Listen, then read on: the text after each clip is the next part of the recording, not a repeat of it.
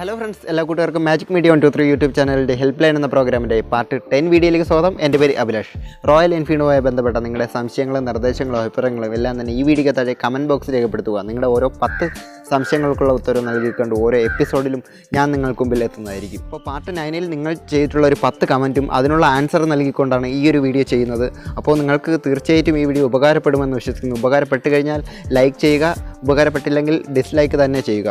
നിങ്ങൾക്ക് ഉപകാരപ്പെട്ടെന്ന് നിങ്ങൾക്ക് തോന്നിയാൽ ഇത് മറ്റുള്ളവർക്ക് വേണ്ടി കൂടി ഈ വീഡിയോ ഷെയർ ചെയ്യുക. അപ്പോൾ നമുക്ക് നേരെ വീഡിയോയിലേക്ക് പോയേക്കാം. മാജിക് മീഡിയ 123 യൂട്യൂബ് ചാനൽ നിങ്ങൾ ഇതുവരെയും സബ്സ്ക്രൈബ് ചെയ്തിട്ടില്ലെങ്കിൽ ഉടൻ തന്നെ സബ്സ്ക്രൈബ് ചെയ്യുക. തുടർന്ന് നമ്മളിടുന്ന എല്ലാ വീഡിയോകളും നിങ്ങൾക്ക് നോട്ടിഫിക്കേഷനോടുകൂടി ലഭിക്കുവാൻ തൊട്ടടുത്തുള്ള ബെൽ ഐക്കൺ കൂടി ക്ലിക്ക് ചെയ്യുക. പാർട്ട് 10 വീഡിയോയിൽ ഒന്നാമത്തെ ചോദ്യം ചോദിച്ചിരിക്കുന്നത് ജാബിറാണ്. Classic gunmetal grey rear wheel കുറച്ച് ടൈറ്റ് ഉണ്ട്, ബ്രേക്ക് പാഡ് അഴിച്ച് ക്ലീൻ ആക്കി, ഇപ്പോഴും ആ പ്രോബ്ലം ഉണ്ട് എന്നാണ് ചോദിച്ചിരിക്കുന്നത്.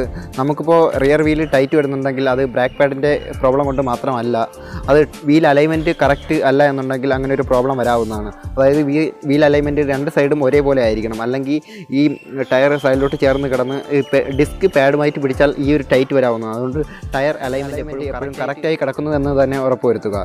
അതോടൊപ്പം തന്നെ നമ്മൾ ചെയിൻ ശ്രദ്ധിക്കുക. ചെയിൻ ഒരുപക്ഷെ കംപ്ലൈൻ്റ് ആണെങ്കിൽ ഈ ടയർ ടൈറ്റ് വരാവുന്നതാണ്. ചെയിൻ ചിലപ്പോഴൊക്കെ ഒരു സൈഡ് നല്ല ലൂസും ഒരു സൈഡ് നല്ല ടൈറ്റും നമുക്ക് ഒന്ന് പ്രസ് ചെയ്ത് നോക്കിക്കഴിഞ്ഞാൽ അറിയാൻ പറ്റുന്നതാണ്. അപ്പോൾ അങ്ങനെ വരികയാണെങ്കിൽ ചെയിൻ കംപ്ലൈൻ്റ് ആയിരിക്കും. അപ്പോൾ ആ സമയങ്ങളിൽ ടയർ ടൈറ്റ് അനുഭവപ്പെടാം. ബെയറിങ് കംപ്ലൈൻ്റ് ആണെങ്കിൽ, അതായത് വീൽ ബെയറിങ് കംപ്ലൈൻ്റ് ആണെങ്കിൽ ടയർ ടൈറ്റ് അനുഭവപ്പെടാവുന്നതാണ്. എന്തായാലും ഇത്തരം കാര്യങ്ങൾ ചെക്ക് ചെയ്യുക. മെയിനായിട്ട് അലൈൻമെൻറ്റ് തന്നെയാണ് ചെക്ക് ചെയ്യേണ്ടത്. ഓക്കെ ബ്രോ, അപ്പോൾ ഉത്തരം വ്യക്തമായി എന്ന് കരുതുന്നു. Thank you. അടുത്ത രണ്ടാമത്തെ ചോദ്യം ചോദിച്ചിരിക്കുന്നത് സജീവ് കുമാർ ചേട്ടനാണ്. ആ ചേട്ടന് വളരെയധികം നന്ദിയുണ്ട്. കാരണം നമ്മൾ ഒരുപാട് സപ്പോർട്ട് ചെയ്യുന്നുണ്ട്. ഈ ഗ്രൂപ്പിൽ നമ്മുടെ ഈ ചാനലിലുള്ള ഒരുപാട് പേർ നമ്മളെ നല്ലോണം സപ്പോർട്ട് ചെയ്യുന്നുണ്ട്. അതിൽ ഒരാളാണ് സജീവ് കുമാർ ചേട്ടൻ. നല്ല തുടക്കം, മുന്നോട്ട് പോകും തോറും അവതരണം കൂടുതൽ മെച്ചപ്പെടട്ടെ എന്ന് ആശംസിക്കുന്നു. Okay bro, thank U. മെച്ചപ്പെടുത്താൻ നമ്മൾ ശ്രമിക്കുന്നതാണ്. ഞാനും അനൂപും എല്ലാം മെച്ചപ്പെടുത്താൻ ശ്രമിക്കുന്നതാണ്. എൻ്റെ സംശയം, എൻ്റെ വാഹനം തണ്ടർബേർഡ് 350X ആണ്. വണ്ടിക്ക് പോരായ്മകളൊന്നുമില്ല. എൻഫീൽഡിൻ്റെ മുഖമുദ്രയായ ആ പഴയ തമ്പിങ് സൗണ്ട് ഇല്ല എന്നതൊഴിച്ചാൽ സ്റ്റോക്ക് സൈലൻസർ നിലനിർത്തിക്കൊണ്ട് സൗണ്ട് മെച്ചപ്പെടുത്താൻ വല്ല വഴിയുമുണ്ടോ? ഇല്ല എങ്കിൽ സൈലൻസർ മാറ്റി വയ്ക്കുന്നത് വണ്ടിയെ ഏതൊക്കെ തരത്തിൽ ബാധിക്കും? 350Xന് പറ്റിയ തമ്പുള്ള സൈലൻസർ മോഡൽ ഏതാണ് എന്നാണ് ചോദിച്ചിരിക്കുന്നത്. സ്റ്റോക്ക് സൈലൻസർ നിലനിർത്തിക്കൊണ്ട് എങ്ങനെ സൗണ്ട് കൂട്ടാമെന്ന് ഉള്ളതിനെ പറ്റി പറഞ്ഞു കഴിഞ്ഞാൽ കുറച്ച് പേരൊക്കെ ഈ സ്റ്റോക്ക് സൈലൻസിനുള്ളിൽ ഷെല്ല് കട്ട് ചെയ്തുകൊണ്ട് സൗണ്ട് ഇമ്പ്രൂവ്മെൻറ്റ് ചെയ്യാൻ ശ്രമിക്കുന്നുണ്ട്. പക്ഷേ അങ്ങനെ ചെയ്യാതിരിക്കുന്നതാണ് ബെറ്റർ. കാരണം അത് പിന്നീട് ഭാവിയിൽ വണ്ടി എങ്ങനെയൊക്കെ ബാധിക്കുമെന്ന് പറയാൻ സാധിക്കത്തില്ല. അപ്പോൾ എന്തായാലും പുറത്തുനിന്നുള്ള കുറച്ച് സൈലൻസർ യൂസ് ചെയ്ത് നോക്കുക. മൈലേജ് കുറയുമെങ്കിലും അധികമൊന്നും കുറയാൻ ചാൻസ് ഇല്ല. അപ്പോൾ എന്തായാലും അതൊന്ന് ചെയ്തു നോക്കുക. വാറൻറ്റി കഴിയാത്ത ഒരാളാണെങ്കിൽ ചിലപ്പോൾ അത് വാറൻറ്റി ബാധിക്കുന്നതാണ്. എന്തായാലും അതൊന്ന് ശ്രദ്ധിക്കുക. പുറത്തുനിന്നുള്ള സൈലൻസറുകൾ ഞാൻ സജസ്റ്റ് ചെയ്യുന്നത് MW performance, moto torque, red rooster ഇവയൊക്കെയാണ് ഞാൻ സജസ്റ്റ് ചെയ്യുന്നത്. ഇതിൽ MW പെർഫോമൻസ് വളരെ നല്ലൊരു സൈലൻസറാണ്. എന്തായാലും ഇതൊന്ന് ചൂസ് ചെയ്ത് നോക്കുക. അപ്പോൾ ബ്രോയ്ക്ക് പറഞ്ഞത് വ്യക്തമായെന്ന് വിശ്വസിക്കുന്നു. ഇനിയും സപ്പോർട്ട് ചെയ്യുക, കമൻറ്റ് ചെയ്യുക. അപ്പം താങ്ക് യു. ഓരോ ക്വസ്റ്റ്യനും ആൻസറും ഞാൻ വളരെ പെട്ടെന്നാണ് പറഞ്ഞു പോകുന്നത്. ഇപ്പോൾ 5:30 മണി കഴിഞ്ഞ്, കുറച്ചുകൂടി കഴിഞ്ഞാൽ നേരെ ഇരുട്ടും. അപ്പോൾ ഈ നേരെ ഇരുട്ടുന്നതിന് മുമ്പ് വീഡിയോ ചെയ്ത് ഷൂട്ട് ചെയ്ത് തീർക്കേണ്ടതുള്ളത് കൊണ്ട് ആ വെട്ടം പോകുന്നതിന് മുമ്പ് നമുക്ക് ഷൂട്ട് ചെയ്ത് തീർക്കണം. അതുകൊണ്ട് ഞാൻ വളരെ സ്പീഡിലാണ് പറയുന്നത്. എന്തെങ്കിലും തെറ്റോ കുറ്റങ്ങളോ കുറവുകളോ ഉണ്ടെങ്കിൽ ക്ഷമിക്കുക. അടുത്ത മൂന്നാമത്തെ ചോദ്യം ചോദിച്ചിരിക്കുന്നത് ആരോമൽ അഭയനാണ്. സെക്കൻഡ് ഹാൻഡ് ക്ലാസിക് 350 എടുക്കുമ്പോൾ എന്തൊക്കെ ശ്രദ്ധിക്കണം എന്നാണ് ചോദിച്ചിരിക്കുന്നത്. അപ്പോൾ നമുക്കത് എന്തൊക്കെയാണെന്ന് കേട്ടിട്ട് വരാം. സെക്കൻഡ് ഹാൻഡ് ക്ലാസിക് 350 എടുക്കുമ്പോൾ BS3 മോഡൽ മാക്സിമം സെലക്ട് ചെയ്യാൻ ശ്രമിക്കുക. വണ്ടിയുടെ ഇൻഷുറൻസ്, മറ്റ് ഫോർമാലിറ്റീസ് ആദ്യമേ തന്നെ പരിശോധിക്കുക. വണ്ടി എത്ര കിലോമീറ്റർ ഓടിയിരിക്കുന്നുവെന്ന് നോക്കുക. അത് കഴിഞ്ഞ് പുറമേ നിന്ന് നോക്കുമ്പോൾ ഉള്ള കേടുപാടുകൾ ഇല്ല എന്ന് ഉറപ്പുവരുത്തുക. എൻജിൻ നോയ്സ് ഇല്ല എന്നും ഉറപ്പുവരുത്തുക. ഇത്രയും കാര്യങ്ങൾ നോർമലി ഒരാൾക്ക് പുറമേ നിന്ന് ശ്രദ്ധിക്കാവുന്നതാണ്, മനസ്സിലാക്കാവുന്നതാണ്. ഇനി പ്രധാനപ്പെട്ട കുറച്ച് കാര്യങ്ങൾ. ഇത് ചിലപ്പോൾ നിങ്ങൾക്ക് കണ്ടെത്താൻ കഴിഞ്ഞു എന്ന് വരില്ല. അതുകൊണ്ട് തന്നെ നല്ലൊരു മെക്കാനിക്കലിനെ കൊണ്ട് വണ്ടി ഒന്ന് ഓടിച്ച് നോർമൽ ആണ് എന്ന് ഉറപ്പുവരുത്താം. ഒരുപക്ഷെ ആക്സിഡൻറ്റ് കഴിഞ്ഞ് പണിഞ്ഞ വണ്ടിയാണ് നിങ്ങൾക്ക് വിൽക്കാൻ ശ്രമിക്കുന്നതെങ്കിൽ ഒരുപക്ഷെ വണ്ടിയുടെ ചേസ് ബെൻഡായിട്ടുണ്ടാകാം, ടീ സ്റ്റമ്പ് ബെൻഡായിട്ടുണ്ടാകാം. ഇതറിയാതെ നിങ്ങൾ വണ്ടി വാങ്ങിക്കഴിഞ്ഞാൽ ഫ്യൂച്ചറിൽ ഒരുപാട് പ്രോബ്ലംസ് ഉണ്ടാകുന്നതാണ്. അതുകൊണ്ട് തന്നെ നല്ലൊരു ടെക്നീഷ്യനെ കൊണ്ട് വണ്ടി നന്നായി ഒന്ന് ചെക്ക് ചെയ്യിപ്പിക്കുക. അതിനുശേഷം മാത്രം വണ്ടി സെലക്ട് ചെയ്യുക. അപ്പോൾ ഓക്കെ ബ്രോ, മനസ്സിലായെന്ന് വിശ്വസിക്കുന്നു. Thank you. അടുത്ത നാലാമത്തെ കമൻറ്റ് ചോദിച്ചിരിക്കുന്നത് നൈറ്റ് റൈഡറാണ്. ബ്രോ, ഇലക്ട്ര വണ്ടിക്ക് പൊതുവേ ബാക്ക് ഹൈറ്റ് കൂടുതലാണല്ലോ, അതെങ്ങനെ കുറച്ച് ക്ലാസിക് പോലെ ആക്കാൻ പറ്റും? അതിന് എന്തൊക്കെയാണ് മാറേണ്ടത് എന്നാണ് ചോദിച്ചിരിക്കുന്നത്. അതിന് മാറേണ്ടത് ടയറും റിമ്മും മാത്രമാണ് മാറേണ്ടത്. അതായത് ടയറും റിമ്മും ക്ലാസിക്കിൻ്റേത് ആക്കുക എന്നുള്ളതാണ് ചെയ്യേണ്ടത്. അങ്ങനെ ചെയ്ത് കഴിഞ്ഞാൽ ഹൈറ്റ് കുറയുന്നതാണ്. ഇപ്പം അതിൽ പ്രത്യേകിച്ച് വേറെ ഒന്നും മാറേണ്ടതില്ല. ഇങ്ങനെ ചെയ്യുമ്പോൾ തന്നെ ഹൈറ്റ് കുറയുന്നതാണ്. അപ്പോൾ ഓക്കെ ബ്രോ, ഉത്തരം വ്യക്തമായെന്ന് വിശ്വസിക്കുന്നു. Thank you. അടുത്ത 5ാമത്തെ കമൻറ്റ് ചോദിച്ചിരിക്കുന്നത് ജിജോ തോമസ് ആണ്. ക്ലാസിക് 350 മൈലേജ് നേരത്തെക്കാളും കുറഞ്ഞു, എന്തുകൊണ്ടാണ്, എന്ത് ചെയ്യണം? സൈലൻസർ കമ്പനി സൈലൻസർ തന്നെയാണ്. അപ്പോൾ നമുക്ക് അത് എന്തൊക്കെയാണെന്ന് കേട്ടിട്ട് വരാം. സൈലൻസർ മാറിയാൽ മാത്രമല്ല വണ്ടിക്ക് മൈലേജ് കുറവ് അനുഭവപ്പെടുന്നത്. ഒരുപാട് കാരണങ്ങൾ മറ്റു പലതുണ്ട്. നിങ്ങളുടെ വണ്ടിയിലെ ചെയിൻ കംപ്ലൈൻ്റ് ആണെങ്കിലോ, ടയർ പ്രഷർ കറക്റ്റ് അല്ലെങ്കിലോ, ടയർ തേഞ്ഞ് തീരാറായെങ്കിലോ അത് മൈലേജിനെ ബാധിക്കാം.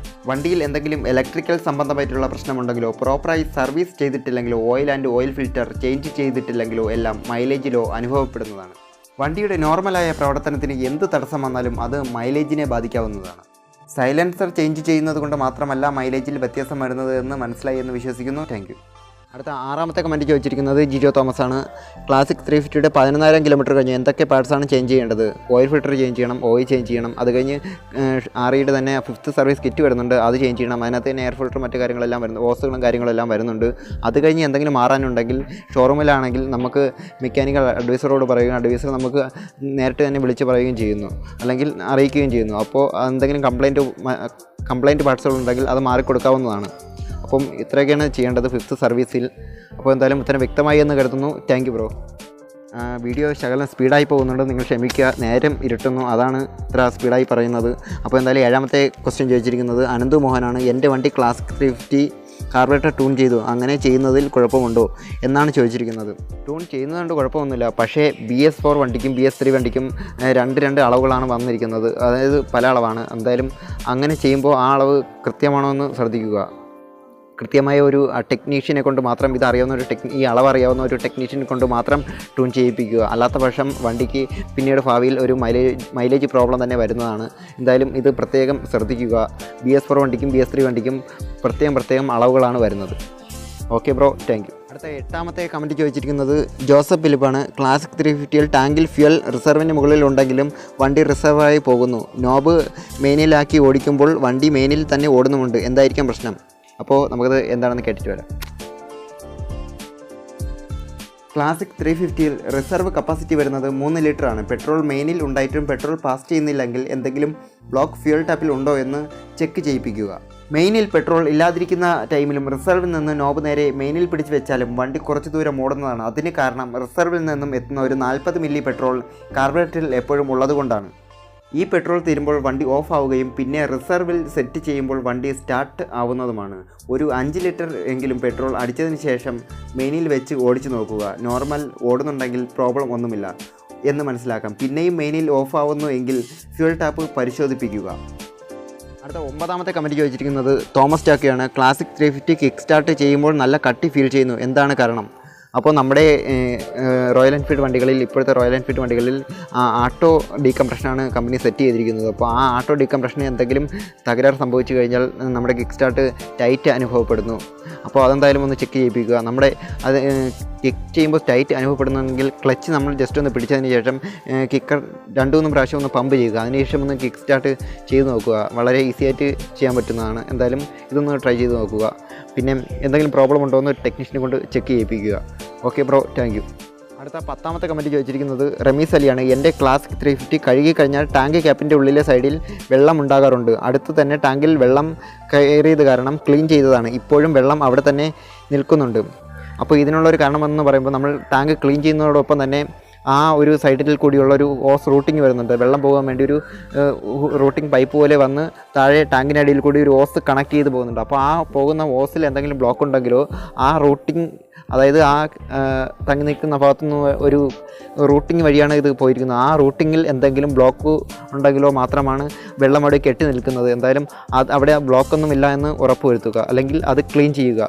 എങ്കിൽ മാത്രമാണ് ഈ ഒരു പ്രശ്നം പരിഹരിക്കാൻ സാധിക്കുന്നത്. Okay bro, thank U. അപ്പോൾ നിങ്ങളുടെ 10 കമൻറ്റുകൾക്കുള്ള ആൻസർ ഇവിടെ പറഞ്ഞു കഴിഞ്ഞിരിക്കുകയാണ്. അപ്പോൾ നിങ്ങൾ ഇനിയും നിങ്ങളുടെ സംശയങ്ങളും നിർദ്ദേശങ്ങളും അഭിപ്രായങ്ങളും എല്ലാം തന്നെ ഈ കമൻറ്റ് ബോക്സിൽ രേഖപ്പെടുത്തുക. അപ്പോൾ നിങ്ങളുടെ സപ്പോർട്ട് ഇനിയും പ്രതീക്ഷിക്കുന്നു. വീഡിയോ ഇഷ്ടമാകുകയാണെങ്കിൽ ലൈക്ക് ചെയ്യുക. പിന്നെ നിങ്ങൾ ഇതുവരെയും ഈ ചാനൽ സബ്സ്ക്രൈബ് ചെയ്തിട്ടില്ലെങ്കിൽ ഉടൻ തന്നെ സബ്സ്ക്രൈബ് ചെയ്യുക. നമ്മളിടുന്ന വീഡിയോസ് അപ്പോൾ തന്നെ നോട്ടിഫിക്കേഷനായി ലഭിക്കണമെങ്കിൽ തൊട്ടടുത്തുള്ള ബെല്ലൈക്കൺ കൂടി ക്ലിക്ക് ചെയ്യുക. അപ്പോൾ എന്തായാലും നിങ്ങളുടെ സപ്പോർട്ട് പ്രതീക്ഷിക്കുന്നു. അടുത്ത വീഡിയോയിൽ കാണുമ്പോഴേക്കും it's me Abhilash signing out.